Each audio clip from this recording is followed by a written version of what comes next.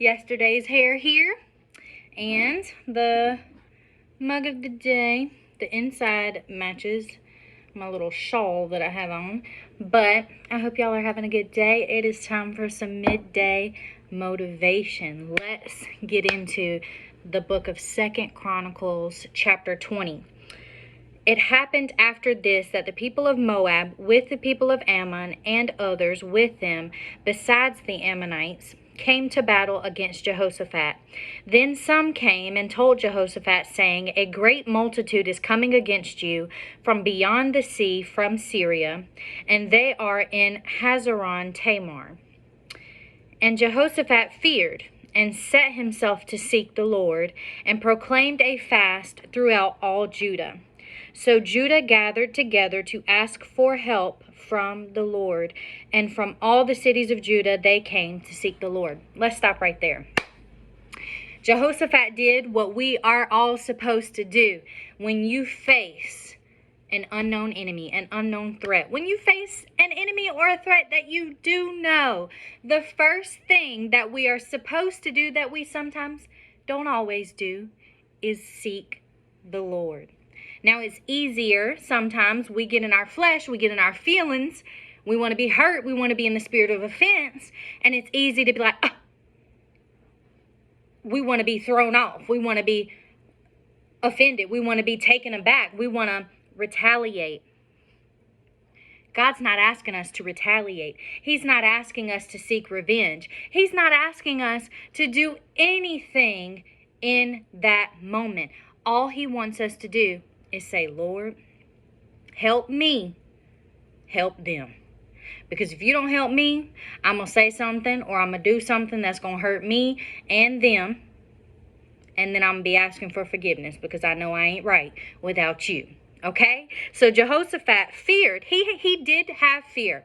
Jehoshaphat was afraid. We get scared sometimes. Sometimes our fear seems to be a little bit bigger than our faith. Sometimes we are uncertain. We don't know. Fear of the unknown is real. And I'm not asking you to just pretend like you just can't get scared. No, it's okay. We get scared sometimes, but what you do with the fear is what matters.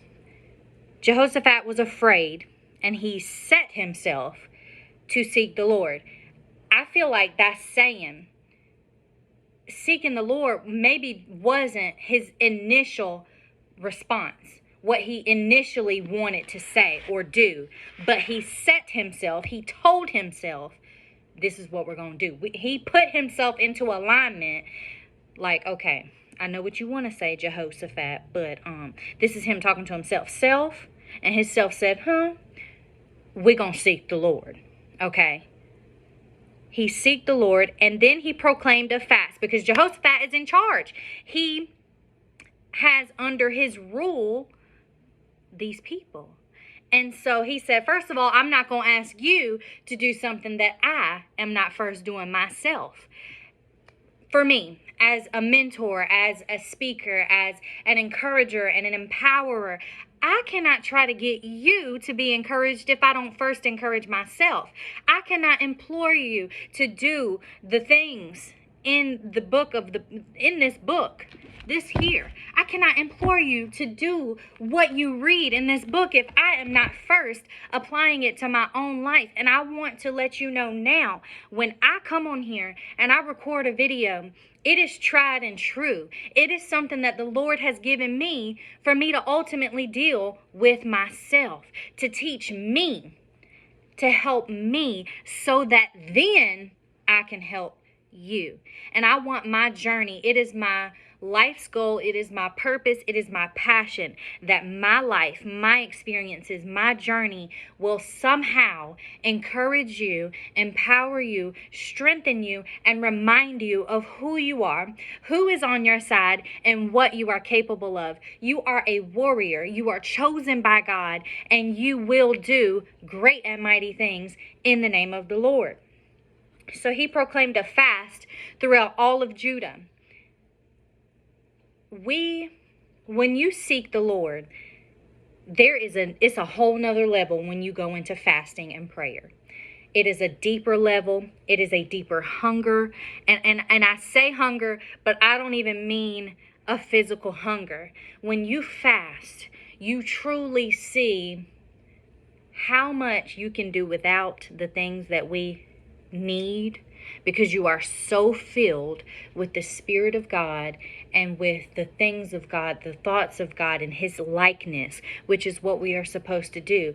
When you tap into that level of relationship with God, it is insurmountable. The overwhelming sense of security, of peace, of joy that you can get when you choose to be obedient, when you choose to press into it, because it gets hard. And this is something that I struggle with myself. It is hard for me to be consistent and persistent in fasting, but the Lord is strengthening me. And it's like, I'm going to be vulnerable with you guys. I'm not going to be like, yes, y'all need to fast because I drink water all day long and it doesn't bother me. No, that is something that I struggle with. So if any of y'all want to empower me and strengthen me and help me, we can fast together. We are stronger together. We are built for community. That is one of my firm foundations. One of the things that I truly believe in. We are so much better together. But I thank God that He is bringing this up again to my remembrance, because He does want to continue to go deeper with us, and I thank Him for that. So Judah gathered together. This is verse 4. Together to ask help from the Lord. Togetherness, just what I was just saying. We are so much stronger together when you are unified in your marriage, and when you are unified with your friends, when y'all are on the same page, on one accord. There is so much more peace. There is so much more that you can accomplish than when you're trying to fight through attitudes and deception and all kinds of things. No, you know what? Something about to go down. Let's come on. You know who you can call. You know who your village is. You know that if you call such and such, she gonna answer the phone and, all right, let's pray right now. And it don't matter where she at or what she doing, she gonna go to war in prayer for you. Those are the people that you need. You need people like this who will just gather together when they are called to pray and seek the Lord for an answer. Verse 5, Then Jehoshaphat stood in the assembly of Judah and Jerusalem in the house of the Lord before the new court and said, O Lord God of our fathers, are you not in heaven? Do you not rule over all the kingdoms of the nations? And in your hand is there not power and might, so that no one is able to withstand you? Not that God needed a reminder of who He is, but Jehoshaphat starts his prayer off before he even asks for anything. He says, you know what, God, I'm just going to acknowledge you for who you are. You are great. You are mighty. You are powerful. You are in control. Everything is in your hands. And that's what I believe, and that's what I know. And then he continues and says, Are you not our God, who drove out the inhabitants of this land before your people Israel and gave it to your descendants of Abraham, your friend, forever? And they dwell in it and have built a sanctuary in it for your name, saying, If disaster comes upon us, sword, judgment, pestilence, or famine, we will stand before this temple in your name, in your presence, and cry out to you in our affliction, and you will hear and save. This is how strong, this is how confident, this is how sure we have to be. That no matter what I'm looking at right here in front of my face, I know if I cry out to my God that created me, that brought me through all of this stuff that you can't see that I've been through, that's behind me, I know He's going to answer me, so I ain't even got to worry about it. That is how sure we have to be. Yesterday in church, they used parts of this particular chapter, and I said, oh man, I got to go home and read this. And one thing that Pastor Anna said at the end, she said, I'm in with both feet. And that just really was like, wow, how much of my life am I 1 foot in and 1 foot out?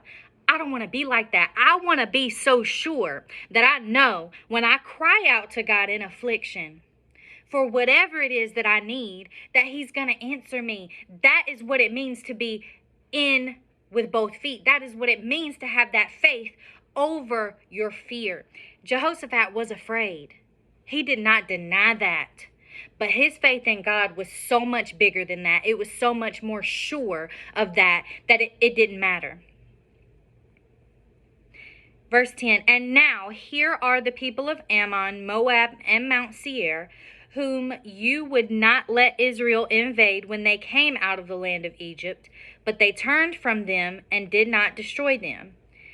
Here they are, rewarding us by coming to throw us out of your possession, which you have given us to inherit. So just a quick little blurb. The Israelites were not allowed to inhabit certain places because of the wickedness and the evil people that dwelt there. He knew that they were not strong enough to mix with those people and it not cause them to fall away. So this is why this verbiage is here saying, you told us not to go and take over there, and not to go in there, not to inhabit those lands, but now here they are about to come and try to take us over. So what's happening? Verse 12, O our God, will you not judge them? For we have no power against this great multitude that is coming against us, nor do we know what to do, but our eyes are upon you. I'm going to stop right there. That is verse 12. Read it for yourself like I always tell you to do. 2 Chronicles chapter 20 verses 1 through 12. If you don't do nothing else, every single day, acknowledge God for who he is. Don't deny that you are afraid, or that you are uncertain, or that you have anxiety, or that you feel depressed or down or overwhelmed. Do not deny what you feel, but allow your faith to be bigger than that, because your God is bigger than that. And whatever uncertainty you're facing, whatever circumstance you're in right now, he's got the power, he's got the might, he's got the plan, and he's got the ability to perform whatever needs to be performed. Stand on that. As Pastor Anna said, be so devoted, be so confident that you're in with both feet. Plant it firm. Christ is our firm foundation.